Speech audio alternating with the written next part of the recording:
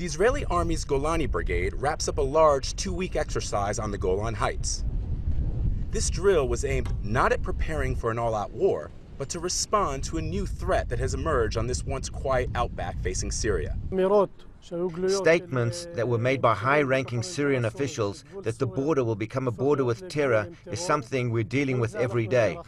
Lieutenant Colonel Anan Abbas, the deputy commander of the area, showed us the crossing in Quneitra where a large skirmish took place between rebels and the Syrian army last month. He takes us into no man's land and points to the area where in June, Israel's military forces faced an almost explosive situation.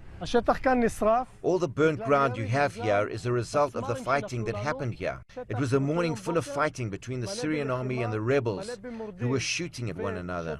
To strike back at the rebels, the Syrian army moved several tanks and armored vehicles into the area, while Israel had tanks, special forces, and the Air Force at the ready. How close do you feel on that day, during all of this fighting, that you came to an all-out response?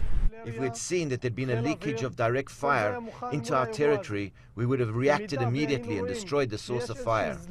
The Israelis are also beefing up their intelligence gathering, tripling resources over the last 6 months. Soldiers now monitor this area around the clock. The IDF shared some pictures showing Syrian army movements right next to the security fence. In this video given to us by the IDF, you can see Syrian mortar positions firing at Israeli forces.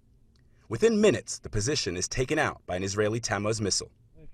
Colonel Abbas takes us to an observation point and shows us where the mortars were fired. For 3 days, the Syrian anti-aircraft position fired at our patrols and hit them. The Syrian rebels control this area down in the valley below me. Now, the Syrian military has cut it off from the rest of the country. Israeli defense forces say that they've observed the Syrian army and the rebels engaged in hand-to-hand combat just in this forest right down here. This has been happening all up and down the front. That's why the army is on high alert. Israel is quickly putting up a 130-kilometer fence. That, along with the buildup of forces here, indicate that the IDF are taking this latest menace very seriously.